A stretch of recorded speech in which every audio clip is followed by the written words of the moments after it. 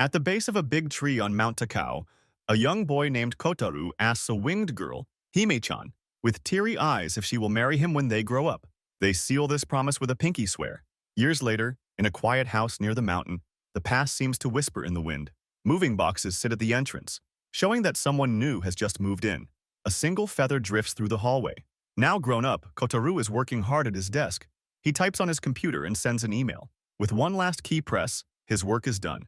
He sighs in relief. On his desk lies a book titled A Study of Mysterious Folklores. He picks it up and flips through the pages, lost in thought. Suddenly, his phone rings. Startled, he gets up to look for it. While searching, he notices an old lunch pack that expires tomorrow. He eats it, but hears a strange rattling sound. The sound leads him to the family altar, where his phone is ringing. On the call, his grandparents are surprised to hear from him. They ask what's going on. He says unpacking wasn't hard, and that he doesn't need anything else. They ask again about what he wants, and mention something about next week. Kotarou is confused. Soon, he finds out his grandparents arranged a trip for him to Mount Takao. He joins the trip with Marissa and her boyfriend. They all receive their tickets. Kotarou looks bored, while the couple shows affection, which annoys him. He tells them it's easy to stay on track with the cable car, but Marissa's boyfriend still acts overprotective. The couple chats happily while boarding, and Kotarou sighs. On the cable car, the view is beautiful. The couple enjoys Tengu-loved buns, and is surprised Kotarou bought a whole box. He explains that the route is safe, paved, and has shops and restrooms. At the monkey park, he explains the road is public, so cars can pass too. He also says following the temple road will lead them straight to the top. Marissa asks if he's been studying mountains. They joke he's a mountain geek, impressed by his knowledge. Kotarou explains he just used to live there as a kid. Marissa asks if he recently returned. She notices he doesn't sound happy about moving back. Holding an old compass, Kotarou admits that he doesn't have good memories of this place. Suddenly, a strong wind blows past them. The couple is startled, but Kotarou stays quiet, staring at a big tree in the distance. He remembers the story of being spirited away by a tengu. Lost in thought, he sits on a bench. Marissa asks if that really happened. Kotarou explains that people told him he disappeared when he was little, but he doesn't remember much. He only knows what others said. Yet he feels like his body remembers, like something inside him tells him not to be there. He wonders if he just forgot getting lost back then, as though a lid was placed on those memories. He recalls being scared, crying, and alone. He wonders if someone saved him. Still, he decides it must be a bad memory, better left forgotten. At a shrine, his eyes suddenly catch a familiar figure. His companions ask what he's looking at. A memory hits him. He sees his younger self calling a girl, Mei-chan. She gently holds his hand. His water bottle falls, splashing on the ground, and he snaps back to the present. Confused, he stares at the spilled water. His friends mention the shrine's god is a tengu. Distracted, Kotarou says he already knows. A memory surfaces, a large black wing. His friends admire the autumn leaves. He recalls someone teaching him the names of trees and flowers. Marissa uses an app to identify one, while her boyfriend jokes about eating it. Another memory flashes. He was meeting someone here. Looking into the woods, he sees her, the winged girl from his past. His friends call out, but Kotarou suddenly runs off into the forest, pulled by something deep inside. He takes a path off the main road, but somehow knows where it leads. Pushing through the brush, he reaches a spot that feels familiar. A vine snags his jacket and he slips, startled. Then he sees it, a huge white fox with glowing eyes. Memories flood back, the winged girl standing beside the creature wearing a tengu mask. On the ground, Kotarou looks up at her. She warns him not to come here, and reminds him this is the third time. He jolts back to reality, finding himself kneeling on the steps. His friends rush over, worried. They ask what happened, but he can barely speak, still processing what he saw. He wonders, why did that girl look so familiar? Kotarou is sure he has seen her before. He wonders if he really met that girl. Suddenly, a memory of a car sliding flashes in his mind. Then, he's back in his kitchen at night, cooking miso ramen. His eyes fall on the compass and an old diary. Reading the diary, he clenches his fist, forgetting about the boiling pot. Later, he returns to Mount Takao's Yakuo-in temple at night. The forest is dark and quiet, but he keeps walking. He sees a vision of his younger self, lost and scared. His feet move on their own, as if guiding him. He feels he forgot something important, and that he has to meet someone there. On the dark path, he stumbles and falls, crying out. When he looks up, he's at the base of the sacred tree. There, his younger self is crying next to the big white fox. The winged girl appears and asks how long he plans to cry. She offers her hand and heals his wounds with a glowing touch. The young Kotarou stares in awe as the pain fades. She asks if it still hurts and offers to bring medicine. Blushing, the boy can only stay quiet. Snapping back to the present, Kotarou finds himself face to face with the same girl. She rushes over, worried if he's okay, while he rests against the fox. She waves her hand in front of his face, calling his name, Kotarou? She remembers he was hurt here before. Memories flood back and Kotarou asks if she saved him back then. He recalls falling on a field trip, cushioned by a big dog. Looking hopeful, he asks if she remembers him. Excited, he clasps his hands and says he knew it. She recalls him crying alone, how she healed his scrapes and played with him, and she can't believe he forgot. She asks if he remembers the promise they made, but Kotarou looks confused. Promise? She freezes in shock. Hurt? She wonders what she did wrong. She reminds him of her warning not to come a third time. He remembers her saying that. Then she asks if he knows the law of the village. She explains, if you meet the same person 3 times under the sacred tree, the two must marry. She cuddles up to him and declares that by law, they now have to get married. Kotarou is completely stunned. Inside a traditional house, a noisy banquet is being held. The Tengu celebrate Hime and Kotarou's marriage, raising cups of sake. Kotarou sits awkwardly as one Tengu asks if he's already drunk. Some cry with joy that Hime-sama is finally getting married. Suddenly, Hime bursts in, slamming the door. Angry, she demands to know why a banquet started without her. She points out the congratulations banner is just a reused birthday sign. The Tengu remind her of her duties, but she brushes them off and cancels the banquet, upsetting everyone. Later, Hime admits she's sad that Kotarou still doesn't remember their past. Kotarou insists he can't marry so suddenly, but Ichan, the fox, blurts out that Hime was excited about the marriage. Embarrassed, Hime admits it's true. The other Tengu swarm Kotarou, asking personal questions about his job, love life, and money. Hime tries to stop them, but Kotarou answers politely. He says he was born in Hachioji, works as a system engineer, and has no girlfriend. Confirming he's single, Kotarou becomes uncomfortable. Finally, he says firmly he won't get married. The Tengu are shocked. He thanks them for saving him twice, but says their village rules don't apply to him. He offers to apologize for breaking them, but the elder Tengu ignores him. Hime calls to her grandmother, the village elder. With a fierce glare, the elder says the rules are absolute. Hime must give birth to an heir. Horrified, Kotarou tries to protest, but Hime steps in, begging her grandmother to wait.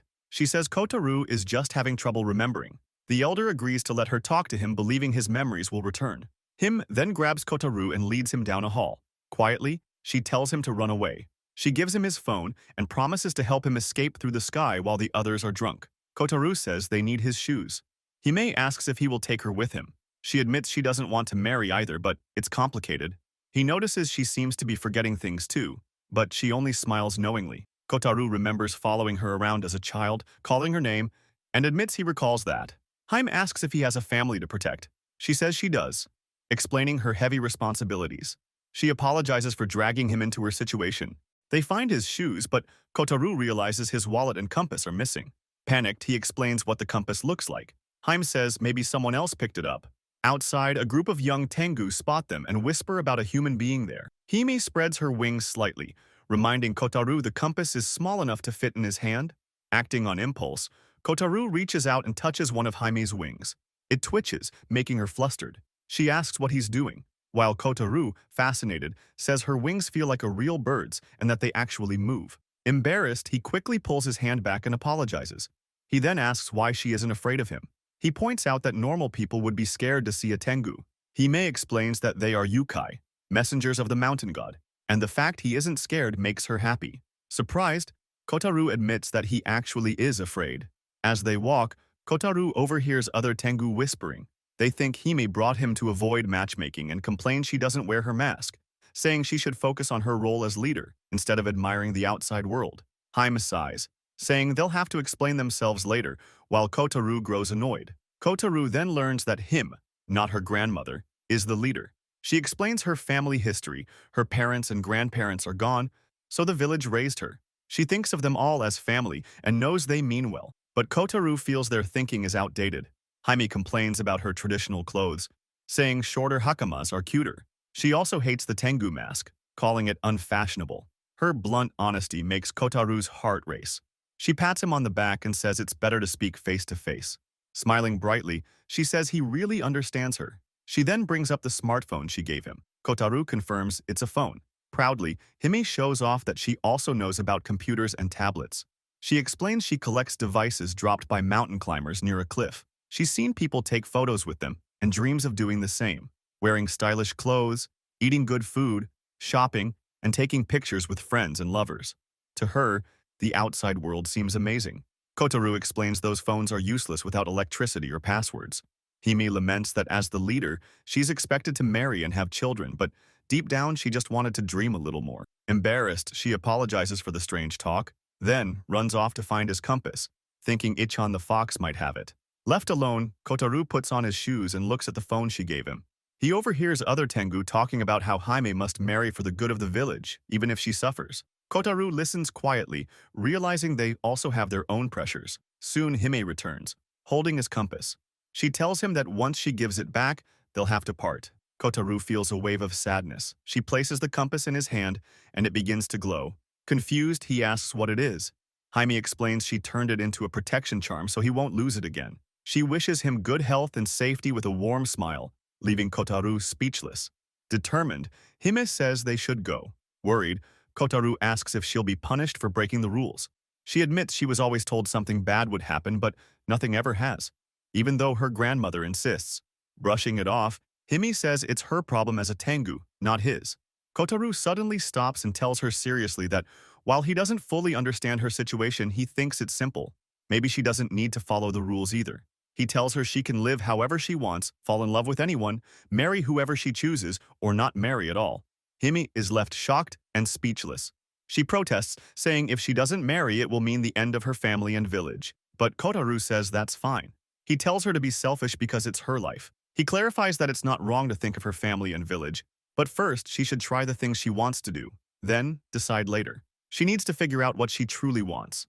Kotarou admits she might be punished, but says until then, she should try living outside the village. Hime considers it but quickly says it's impossible. Kotarou reassures her that she can always come back and that having a place to return to gives her the freedom to try new things. His words move her deeply, leaving her blushing and thoughtful. Excited, Hime asks if she could wear short skirts, cute Western clothes, and shop in stylish stores. Kotarou smiles and tells her she can. As Hime talks about walking through the city and riding trains, her face shines with joy. She flaps her wings excitedly, asking if she can wear dresses and sleeveless clothes. She lists everything she wants to try. Stylish outfits, nail polish, sneakers. With determination, she says she'll do it all. She adds that she wants to eat seafood, wait in line at a ramen shop, and have a mountain of meat. She dreams of walking on the beach, taking pictures, and doing all this with a friend, or even a lover. Kotarou gently takes her hand as she says she wants to live that life. With hope in her eyes, Hime declares she's going to do it, and then announces she'll live in Kotarou's house. Shocked, Kotarou blurts out, "What?" Before he can argue, Hime grabs him and takes off into the sky. Kotarou screams for her to wait as she carries him back to the banquet, proudly telling everyone she's moving into his house as his wife. The Tengu cheer loudly. As they fly off again, Kotarou dangles helplessly, wondering how things got so out of hand. Hime happily sighs about living in his house as his wife. Kotarou asks if she even heard what he said. She reminds him he told her she didn't need to follow the rules, and since he also said she could love anyone, she considers them engaged. To her, this means she'll be his wife and it still follows the rules. Kotarou is left speechless. They land roughly at his house. Hime beams, calling it her new home. Kotarou tells her not to decide things on her own. She sadly says he really doesn't remember and asks if he remembers their promise. Kotarou, confused, asks what promise. With a playful smile, she says she won't tell until he remembers, squeezing his arm. She whispers something, but when he asks her to repeat it, she laughs and says it's nothing. Putting her arm around him, she declares they'll get along well as they walk inside. The next morning, Kotarou wakes up on his couch to his 7:30 alarm. A sudden memory makes him flinch. He turns to see Hime asleep at the table, mumbling about food in her dreams. With a sigh, he realizes she's really in his house. He walks closer and stares at her wings, gently touching a feather. A childhood memory flashes in his mind, and he whispers her name. Startled, Hime wakes up blushing, furious that he touched her wings while she slept. She throws things at him before calming down. Trying again, she bows and formally places herself in his care. Kotarou stammers, unsure what to do. She cheerfully accepts, promising to treat him well. Exhausted, Kotarou slides her a box of sweets. Tengus love manju. She eagerly suggests greeting his family, but he refuses. He explains he only meant she should try living in the outside world, not move into his house. Hime insists she can't live alone and only knows him here. All the other Tengu live on the mountain. She begins unpacking, saying she already told everyone she's getting married so she can't go home empty-handed. Defeated, Kotarou sighs and allows her to stay a little while. She happily agrees, but declares she won't leave. Excited, Hime pulls out her comb and shows him her collection of treasures. To Kotaru's shock, a fox pops out of a small jar. She casually explains it's a magic jar for storage. She offers him sweets made by her village. Curious, Kotarou asks about her powers. She says it's Tengu magic, though she's not very good at it. Fascinated, he grabs her hand, rubbing it and marveling that something so normal can create light. Blushing, Hime points out his habit of touching her, teasing if he's that interested in her body. Embarrassed, Kotarou apologizes. Hime then announces it's time to clean. She ties up her hair and grabs a broom. Kotarou doubts her cleaning skills, but she insists she can. He sighs and hands her a vacuum cleaner instead. Suspicious, she asks if it's a weapon. When he explains it uses electricity, she's amazed. Nervous at first, she starts vacuuming. She jumps when it roars to life, then quickly becomes excited as she learns how to use it. Seeing her busy, Kotarou starts doing the laundry and tells her to clean the back room. But when she reaches for the sliding door, Kotarou rushes to stop her. He says she doesn't need to clean that room. Ignoring him, Hime slides the door open and gasps at what she sees. The room is a huge library, filled with books from floor to ceiling. Hime is amazed and asks if they all belong to Kotarou. He explains they were his late grandfather's. Hime, who has never seen so many books, excitedly looks through the shelves. She wonders if any are about yukai. She pulls out one, her eyes widening as she reads the title, Studies about Japanese Yukai. Smiling, she says Kotarou must like yukai. He quickly denies it. She teases him, saying he doesn't need to hide it, and jokes that it explains why he was so interested in her body earlier. Flustered, Kotarou repeats that the books belong to his grandfather. Her playful mood softens. She says his grandfather must have liked yukai, and adds that she wishes she could have shown him her wings and powers. She then mentions there's still a secret power she hasn't shown Kotarou. Looking around, Hime notices the room is dusty. Kotarou heads off to do laundry and tells her to take off her socks so they don't get dirty. She asks if he just moved in. He says yes. Hime kneels at the family altar, bowing to his late grandparents. Kotarou quietly thanks her. She apologizes for assuming he had always lived here with family. Kotarou reveals he grew up in an orphanage and had no family. Hime clenches her fists and admits she also has no family, though she always had her village. Kotarou explains that his grandfather's friends took care of him and the house, since no other relatives could take him in. He says a child can't live alone in society. Hime looks at him with soft eyes and gently says he must have been lonely. Her words stun him. Flustered, he quickly denies it, but her knowing smile shows she doesn't believe him. Embarrassed, he points out her feet are now black with dust. She runs off, saying she'll take care of everything. Kotarou tries to stop her, insisting he'll do the laundry and clean every day. But Hime smiles brightly and says she'll do it all instead. Wake him up, cook, and wash his clothes. Kotarou is left stunned. Hime starts chores while Kotarou panics, shouting for her not to touch anything. Relieved he stopped her before she washed his underwear with her washboard, he grabs the laundry and asks if she knows how to use a washing machine. As he opens the washroom door, Hime is waiting outside. Surprised, he slams it shut. He apologizes from behind the door, embarrassed. He yells, asking why she's changing clothes. Realizing he barged in, he shuts it again. Hime, now in her under-kimono, looks confused by his reaction. He wonders why she was furious when he touched her wings, but fine with this. Pouting, she says she wishes he had reacted that way earlier when he touched her wings. A note explains that for Tengu, wings are the most intimate part to be touched. Kotarou sighs, telling her she should just go home, but then he notices her stomach growling even though she's eating a manju. Blushing, she insists she's just hungry. He points out it's already her fifth one. Checking the empty fridge, Kotarou decides to go to the convenience store. But Hime spots something, cup noodles. Excited, she says she wants to try them. Kotarou is surprised, warning it won't look as good as the picture. Hime explains she saw people eating them in the mountains and always wanted to try. She's amazed that all the ingredients are inside and you just add hot water. Looking at him with pleading eyes, she asks if she can. Kotarou agrees. While he thinks it's nothing special, Hime watches in awe as he tears open the packaging. He asks if she wants to try making it herself. After a moment, she decides to eat the same flavor as him. He tells her to peel the lid halfway. Nervously, she does it and gasps at the dried contents inside. Kotarou chuckles and explains that's normal. He pours hot water up to the line inside. Hime panics, thinking it will overflow, but he reassures her. As the noodles expand, she watches in wonder. He tells her to close the lid. They wait for the timer, Hime impatiently counting the seconds. When it beeps, she rips open the lid and gasps at the steaming ramen inside. She asks eagerly if she can eat now. They sit down to eat. Kotarou tells her to dig in before it gets soggy. He takes a bite, and Hime tries hers with wide eyes, delight filling her face. She slurps the noodles happily, exclaiming how delicious they are. She marvels at the tender noodles and strange bits of meat, calling ramen weird soba. Kotarou laughs and explains it's a Chinese-style noodle. She wonders how something so tasty could be made with just hot water. Watching her excitement, Kotarou smiles and offers her another one, teasing that she eats a lot. Flustered, Hime denies it. After finishing her fourth cup, Hime thanks Kotarou for the delicious meal. She smiles happily, saying she has tried so many new things she never imagined, like eating soba that tastes different. She remembers how he didn't want her to stay at first, but now she's living in his house. Grateful, she tells him she's lucky to have met him. Her warm smile takes Kotarou by surprise. Embarrassed, he tells her not to get so emotional over a cup of ramen.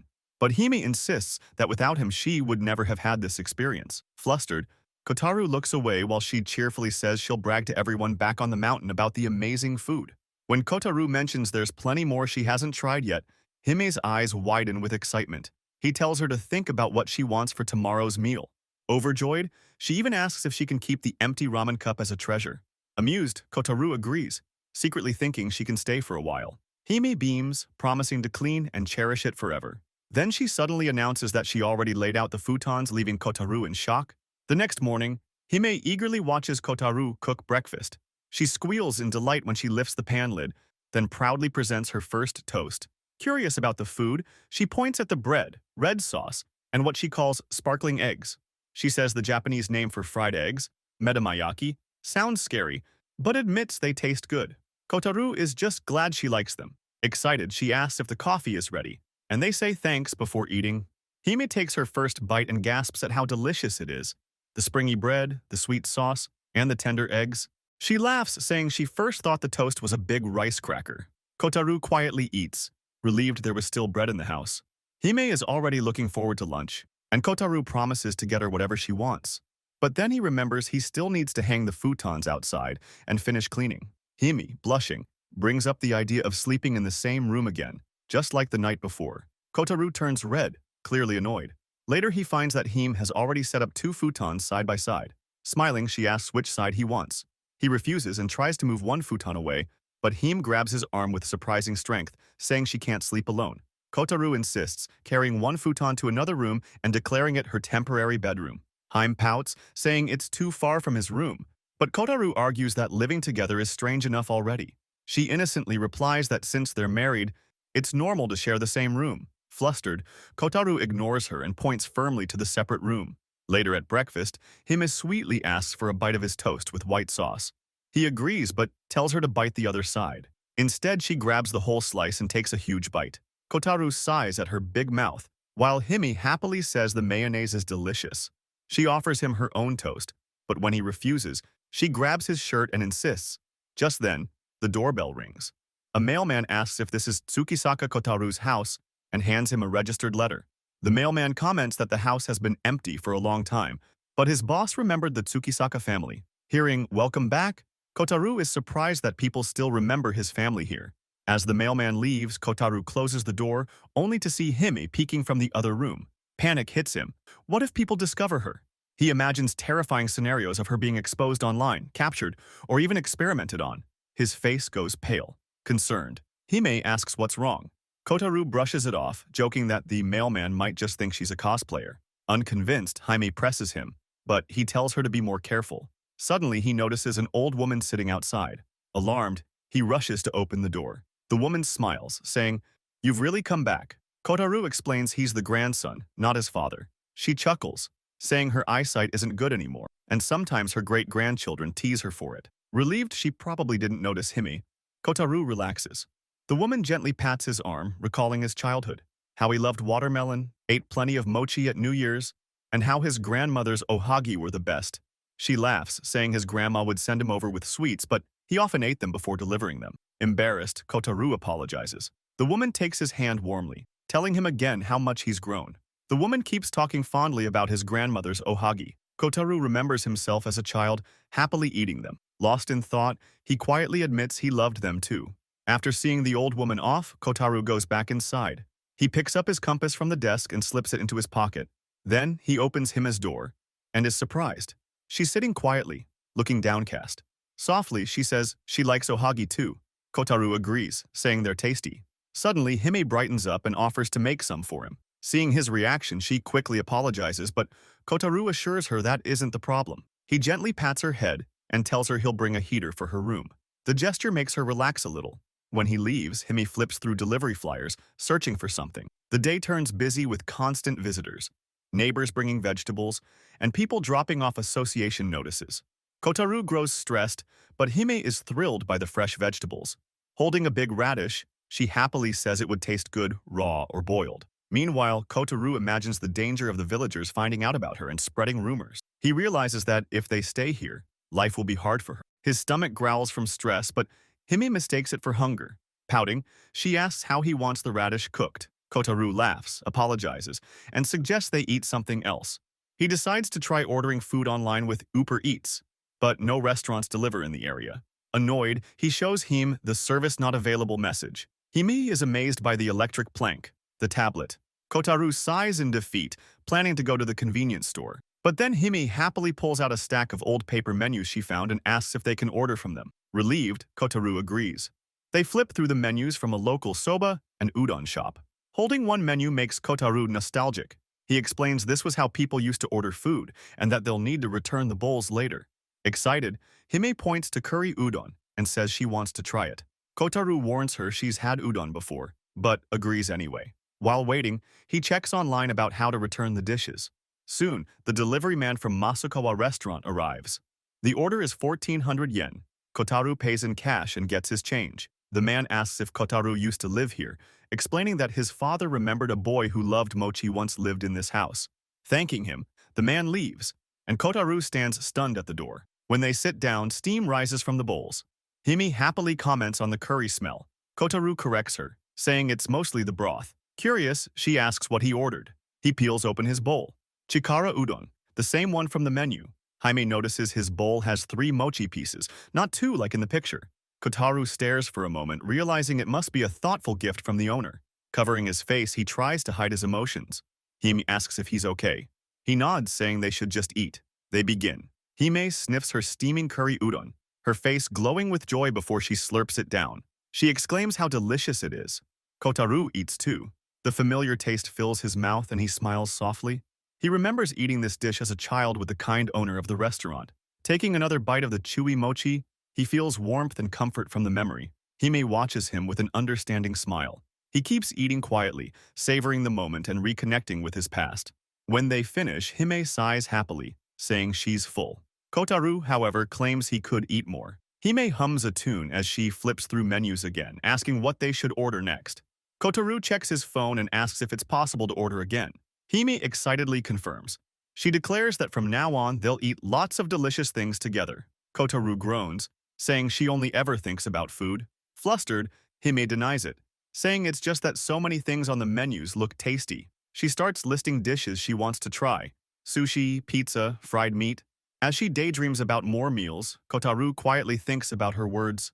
From now on, Hime suddenly calls his name from the doorway, snapping him out of his thoughts.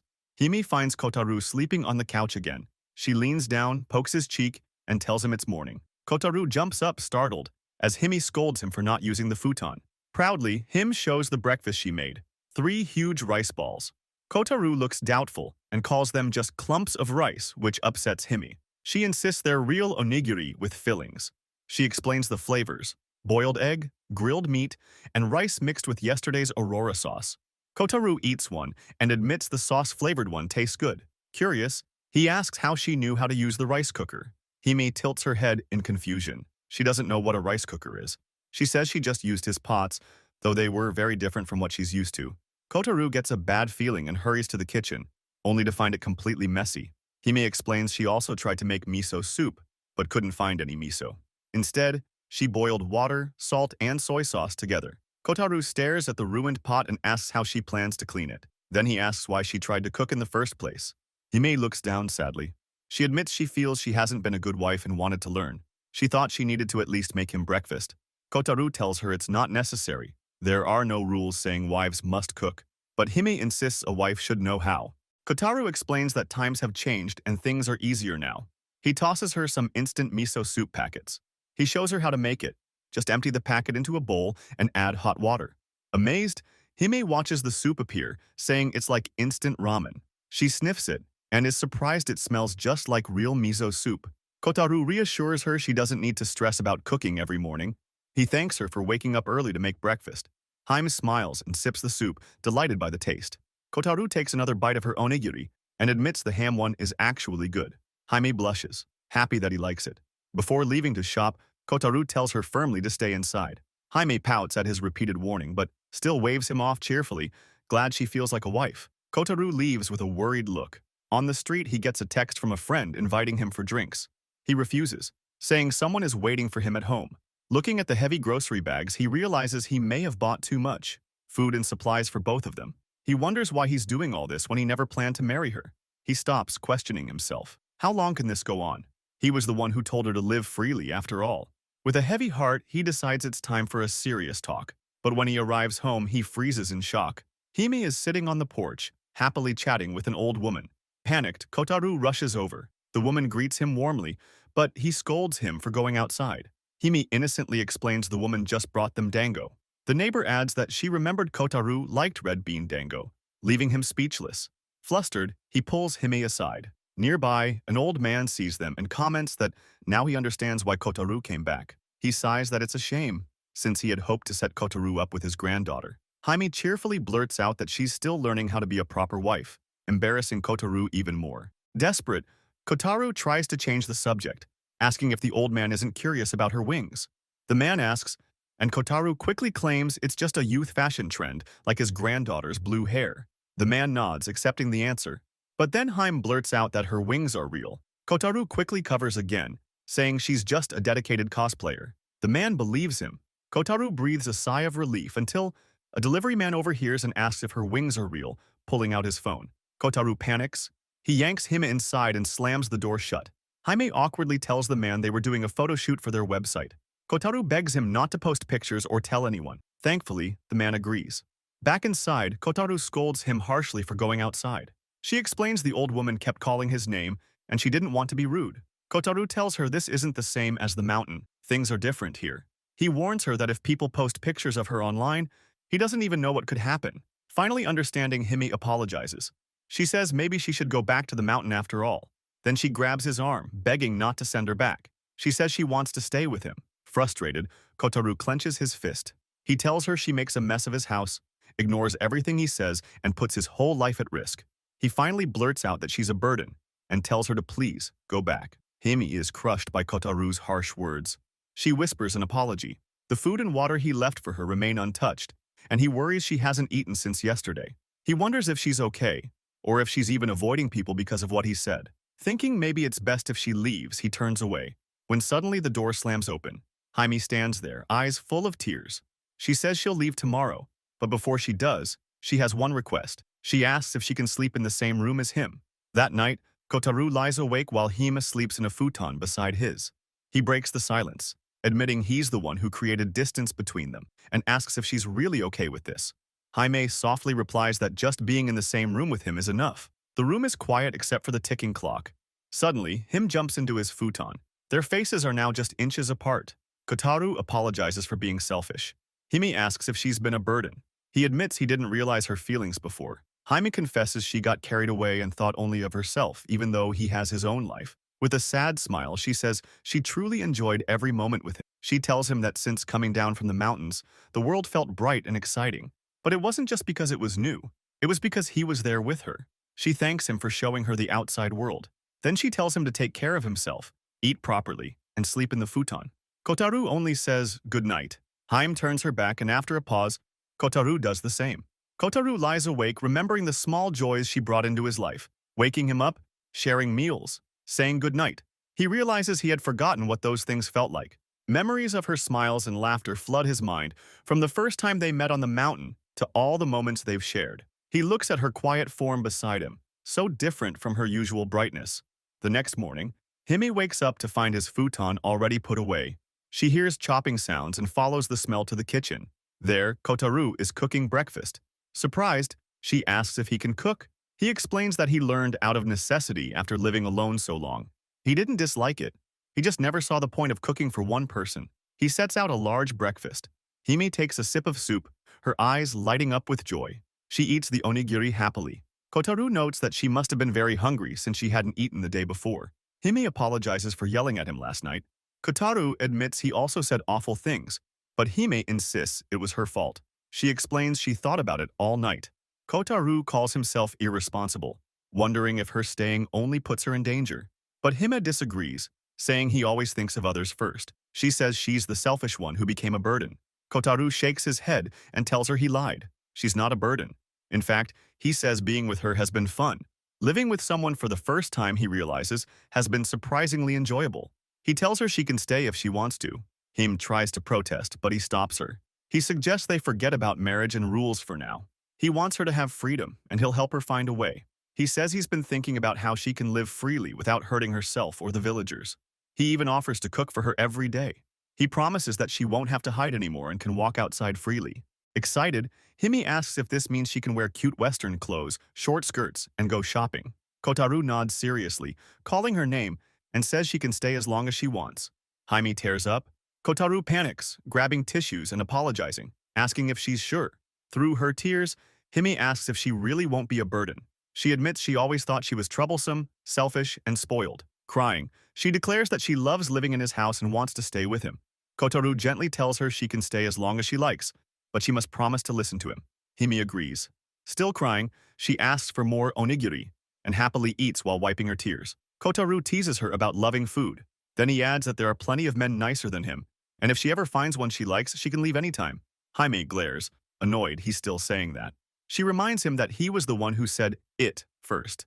Kotarou pretends not to know what she means. Smiling slyly, Hime says she'll wait until he says it again. Kotarou is left flustered, while she cheerfully keeps eating the breakfast he made. In a quiet yard, a leaf drifts down and lands on a sleeping white fox named Ikichi. The fox yawns and wakes up. Kotarou is surprised to see it outside and guesses Hime must have let it out to enjoy the weather. He feels sorry that the fox always has to stay inside a jar. Kotarou apologizes for the noise of his sweeping and decides to move elsewhere. Suddenly, something hits him from behind. He turns and sees Ikichi has grown into a giant fox, proudly showing a mousetrap as if it were food. Hime scolds the fox for the prank, while Kotarou rubs his head and tells her not to be too angry. Later, Kotarou carefully picks an outfit and chooses a collared shirt. Looking determined, he puts on a jacket and heads for the door. Hime appears and asks where he's going. Kotarou tells her he's going to visit her home. Shocked, Hime crushes the flyer in her hand, panicking at the thought of him asking for her hand in marriage. Kotarou explains that's not his plan. He only wants to visit her family since they left without saying anything. He feels her family must be worried and that it's rude not to greet them. Touched, Hime realizes he's doing this because her village trusted him to take care of her. Kotarou admits it may be too late to make peace and that he might even get beaten up. Still, he promises to tell them what's needed so she can live freely outside the village. Hime giggles, saying he's always so kind, to her and to everyone else. She clings to him with a bright smile, teasing that he must have dressed nicely just for this. Embarrassed, he denies it. With a running start, Hime takes off into the night sky carrying Kotarou. They land, and Kotarou shivers in the December cold. Hime teases him for being weak despite wearing a thick jacket. She presses and kneads the fabric, surprising him. She then snuggles into his jacket, saying it feels warm like a freshly dried futon. Kotarou tells her to stop and grabs her hand, noticing how cold it is. Hime insists she's fine, but a sudden sneeze proves otherwise. Hand in hand, they walk through the woods until they reach a lively banquet. Villagers are already celebrating. Kotarou is stunned, while Hime happily eats a big bowl of food. A villager pats Kotarou on the back, saying they thought the two ran away because the marriage wasn't approved, and congratulates them. Another villager is glad Hime found a good man. Kotarou tries to explain, but an elder calmly says marriage takes time. Hime cheerfully tells everyone she'll be living with Kotarou, and that he came to greet them. Put on the spot, Kotarou clears his throat, bows, and apologizes for leaving suddenly. He explains he just wants to help Hime adjust to the outside world. Hime confirms she plans to live in his house as long as she wants. Kotarou admits he knows it must feel uneasy to trust her to a human, but promises to protect her and the village. Suddenly, a loud thudding sound shakes the place. A voice booms, calling it outrageous to trust the heir of Mount Takao's Tengus to a human and immoral for an unmarried man and woman to live together. Kotarou nervously suggests going outside, but before they can, the doors burst open. A tall Tengu with long blonde hair storms in, loudly declaring that the marriage must be stopped. A villager cheers for their boss as Kotarou stares in shock. The Tengu introduces himself as Atagoyama Ichiruta of the Atagoyama Tarubu clan, one of the 48 Tengu family. Kotarou and Hime are stunned. Hime explains that Tarubu Oji-sama is the supreme leader of all Tengus and one of the 8 strongest, but Ichiruta is only one of his kin. Hime demands to know why he's here, but Ichiruta insults her sharp tongue. He says he came after hearing rumors of a Tengu woman choosing a human over a great Tengu like him. Hime flinches, and Kotarou is shocked. Ichiruta suddenly claims the woman is his fiancé, though his companion quickly corrects him, saying former fiancé. Kotarou is stunned to hear Hime had a fiancé, even if it was arranged. Hime explains she never agreed to it. The elders forced it on her. Kotarou realizes this is the arranged marriage she once mentioned and dismisses it. But Ichiruta angrily shouts that he refuses to marry a woman like her anyway. He asks Hime if she still believes in the village rule that anyone who meets 3 times under the sacred tree must marry. Kotarou steps in, saying clearly the rule isn't enforced, which surprises him. She protests that her grandmother said it was absolute. Ichiruta reminds her they played under the sacred tree as kids, yet nothing happened. Hime argues that was different. They were just children. Kotarou presses, asking if the rule has a written exception for children. He dismisses it as a superstition twisted to suit the villagers, calling it ridiculous. Then he turns to Hime and says maybe she's already tired of all these traditions. Ichiruta accuses Hime of using the 3 times rule as an excuse to escape with a human. He even questions if Hime's real plan was to use Kotarou. Kotarou tries to defend her, but Hime quietly insists she never thought of such a thing. Tears roll down her cheeks as she tells Kotarou he was wrong. Hime explains it wasn't her idea to escape at all. It was her grandmother who told her to leave the village. Her grandmother promised to take any punishment in her place. Kotarou is shocked to learn that Hime's grandmother actually wanted her to live freely outside. Kotarou tells Ichiruta that Hime truly cares for her village and its people. Just as he treasures his own family, she treasures hers, so she would never be selfish. He then challenges Ichiruta, asking why he cares so much about a rule that isn't enforced and carries no punishment. As Hime tries to stop the argument, Kotarou stays firm. He grips the compass in his pocket and faces the elders. He declares that even if it's just a superstition, a belief matters if someone believes in it. Everyone has the freedom to believe in what they choose, and no one should take that away. Ichiruta scoffs and says Kotarou is being used. Hime cries out that she would never lie. Kotarou calmly says he doesn't mind being used. If it means helping Hime's dream of living in the outside world, he'll gladly do it. That's why he came to talk to them. Bowing deeply, Kotarou formally asks the elders to let him live outside. He promises to protect her and the village, swearing he will never make her cry again. The Tengu, even Ichiruta, fall silent at his words. Overcome with emotion, Hime throws herself into Kotarou's arms, sobbing that she never thought of using him. She truly believed in the rule and never lied. She admits that even without the rule, she would still want to be with him. Kotarou gently holds her and says he understands. Annoyed, Ichiruta tells her not to wipe her nose on Kotarou. Then he announces they're leaving, grumbling that this mountain is nothing like flashy Tokyo. His companions complain about the long trip, so he agrees to let them walk around the station and buy sweets.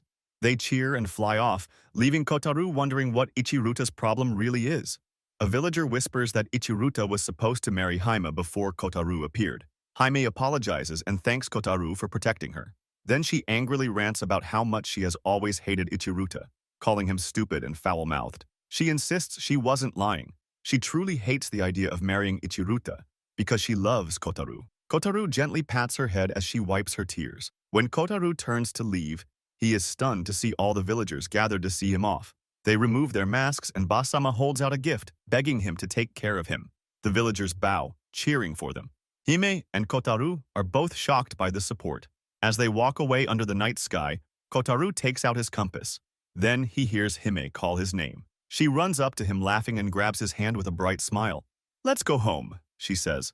Surprised, Kotarou looks at her, but together they walk on. Kotarou remarks that things went well and that everyone gave their blessing. Hime happily agrees, even saying she's surprised Basama approved. Kotarou, though, looks thoughtful. He asks Hime about the rule again, saying he only remembers meeting her twice. Once when he got lost, and once when he slipped by the tree. Hime confirms this, but Kotarou suddenly realizes, was the third meeting what she always wanted him to remember? Hime realizes he forgot and sadly says he could have just told her. A flashback shows young Kotarou crying after his grandmother passed away. Hime looks somber. When Kotarou notices and asks what's wrong, she pats his head and tells him it's better if he doesn't remember. It might make him happier that way. She apologizes for pushing him and says she won't ask again. But Kotarou grabs her hand and refuses to give up. He promises to remember, saying he wants to do it for her. He clasps her hand and vows to say it again once he recalls. Hime, touched, hugs him tightly and thanks him with a joyful smile. Meanwhile, as Ichiruta and his group fly away, one companion complains about being humiliated and wants revenge on Kotarou. Ichiruta tells him to forget it. He says if Kotarou was just blindly in love, it would be easy to mock him. But people who don't wish for anything are the hardest to deal with. His companions don't understand, but he brushes it off and urges them to hurry before the shops close. Back on the ground, Kotarou and Hime share a tender moment.